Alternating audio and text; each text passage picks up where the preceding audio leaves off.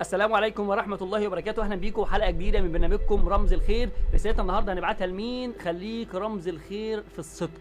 أي حد بيسمعنا، لو حضرتك دايما لما تيجي تقول كلام بتقوله بطريقة ما فيهاش صدق وتقول أصل دي كدبة بيضة، نقول لك لا، مفيش حاجة اسمها كدبة بيضة وكدبة حمراء، الكذب كله كذب.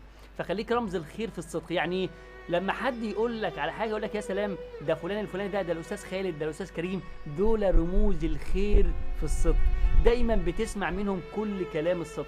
ارجوكم يا جماعه خليك رمز الخير في الصدق، اوعى تكذب، وخلي بالك مفيش كذبه بيضه وكذبه سودة. كل الكذب يحاسب عليه يوم القيامه. خليك صادق مع الله، خليك صادق مع النبي صلى الله عليه وسلم، خليك صادق مع نفسك، وخليك صادق مع المجتمع كله.